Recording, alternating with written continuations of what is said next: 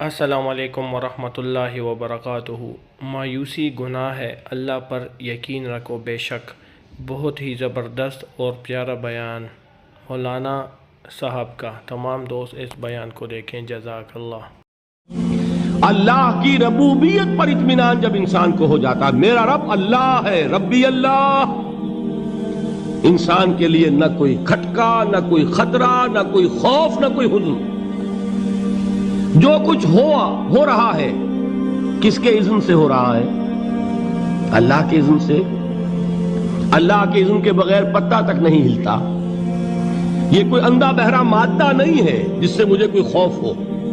اندھا بھینسا چلا آ رہا ہو، اس سے تو ڈرنے کا ہر انسان کو ڈرنا چاہیے، نہ معلوم کس کو ٹکر مار دے۔ لیکن نہیں، اس کائنات کو چلانے والا ایک سمیع و بصیر خدا ہے۔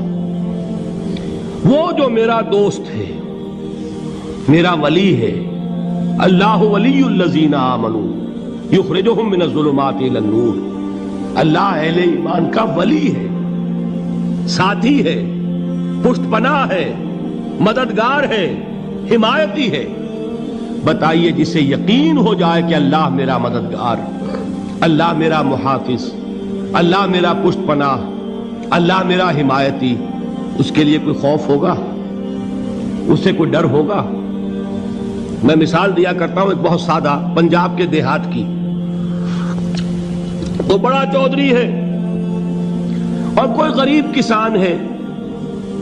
اس غریب کسان کے جانوروں کو ہر وقت اندیشہ ہوگا چوری کا، کوئی میری بھینس کھول کر نہ لے جائے، کوئی میرا بیل کھول کر نہ لے جائے۔ لیکن جس کے بارے میں یہ سب کو معلوم ہو کہ وہ جو بڑا چودھری ہے وہ اس کا دوست ہے، اس کی بچیا کو کوئی خوف ہوگا؟ اس کی بھینس پر کوئی ہاتھ ڈالے گا؟ اسے کوئی اندیشہ ہوگا؟ نہیں۔ کیوں؟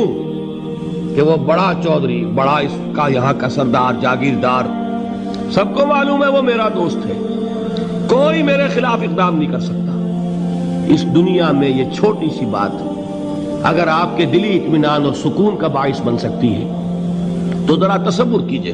میں لفظ تصور استعمال کروں گا صرف اس لیے کہ اس کا ہم جس کو کہتے ہیں ادراک اور شعور کر نہیں سکتے، اگر کے ساتھ کر سکتے۔ اگر یقین ہو کہ اللہ میرا مددگار اور یقین ہو کہ اللہ ہر آن میرے ساتھ ہے، پھر کوئی خوف؟ کس کا خوف؟ کوئی شے اللہ سے بالا تر ہے؟ کوئی قوت اس سے زیادہ طاقتور ہے؟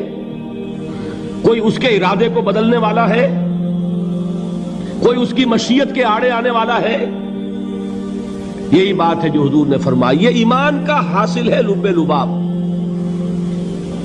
کہ دیکھو اچھی طرح اس بات کو ذہن نشین کر لو، اگر تمام انسان مل کر تمہیں کوئی نقصان پہنچانا چاہے نہیں پہنچا سکتے، مگر جو کچھ اللہ نے لکھ دیا ہو، اور تمام انسان مل کر تمہیں کوئی نفع پہنچانا چاہے نہیں پہنچا سکتے، مگر وہ شے جو اللہ نے طے کر دی ہو۔ اگر اس حدیث پر ہمارا دل ٹھکا ہوا ہو تو کسی سے ڈر ہوگا؟ یہ مجھے نقصان نہ پہنچا دے، یہ میری رپورٹ خراب نہ کر دے، یہ میری انکریمنٹ نہ رکوا دے، یہ میرا یہ نہ بگاڑ دے، یہ میرے یہ نقصان نہ پہنچا دے۔ اس کا ڈر، اس کا ڈر، اس کا خوف، اس کی خوشامد، اس کے لیے جا کر طرح طرح سے اپنی عزت نفس کو ذلیل کروانا اس کے سامنے، یہ سب کچھ کیوں کرتا ہے انسان؟ جب سمجھتا ہے کہ اس کے ہاتھ میں میرا کوئی نفع ہے، اس کے ہاتھ میں میرے لیے کوئی ضرر ہے، یہ مجھے کوئی غضب پہنچا سکتا ہے، یہ مجھے کوئی نقصان پہنچا سکتا ہے، یہ میرا کوئی کام بنا سکتا ہے، یہ میری کوئی ضرورت پوری کر سکتا ہے، اسی کا نام شرک ہے۔ جہاں آپ نے یہ سمجھا کہ غیر اللہ کے اندر کوئی طاقت موجود ہے، وہی شرک ہے۔ شرک تو یہ ہے جس پر بھی تمہیں یہ خیال ہے، کلمہ ہے یہ کلمہ سوم، لا حول ولا قوت الا باللہ، ذرا اس پر دل کو کبھی اگر آپ تصور کریں، پھر فرض کریں دل ٹھک جائے اس پر، کوئی طاقت نہیں۔ یہی بات تھی جو شیخ عبد القادر جیلانی رحمۃ اللہ علیہ نے اپنی وصیت میں اپنے بچے سے کہی۔ 11ویں دینے والے ہیں، لیکن حضرت شیخ عبد القادر جیلانی کی وصیت اور تعلیمات کو کتنے لوگ ہیں کہ جانتے ہو؟ یہ جن مقامات تک پہنچے ہیں وہ کس چیز کی بدولت پہنچے ہیں؟ انہوں نے جو پیغام دیا وہ کیا تھا؟ اے میرے بچے، جس طریقے سے قرآن مجید میں حضرت لقمان کی نصیحتیں جو ہے نقل کر دی گئی ہیں، میں یہ عرض کروں گا بالفرض اگر قرآن حضرت عبد القادر جیلانی کے بعد نازل ہوا ہوتا تو شیخ عبد القادر کی یہ نصیحتیں بھی قرآن میں درج ہوتی۔ اتنی اونچی نصیحتیں ہیں۔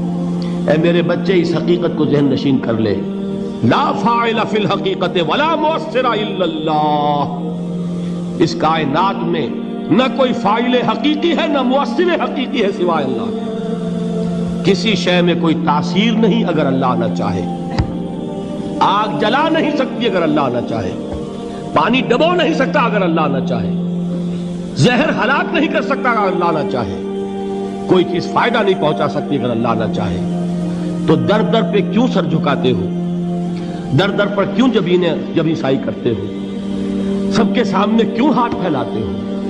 ایک اللہ سے مانگو، ایک اللہ کے سامنے زمین پر اپنی جبین رکھو۔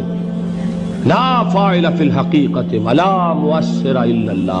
نظر آتا ہے ہمیں کہ پانی پیاس بجھا دیتا ہے، پیاس بجھانے کی صلاحیت پانی میں نہیں ہے، اللہ کے اذن سے۔ کھانا بھوک مٹا دیتا ہے، بھوک مٹانے کی صلاحیت کھانے میں نہیں ہے، اذن رب میں۔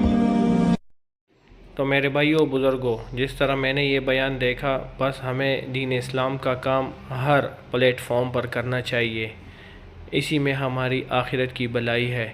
اور تمام دوستوں کو یہ بتائیں کہ دین کا کام ہر مقام پر کرنا چاہیے، اس میں ہماری بہتری ہے۔ اور ہمارے چینل کو لائک، سبسکرائب کیجئے، بیل آئیکن پہ کلک کیجئے تاکہ نیو بیانات دیکھ سکیں۔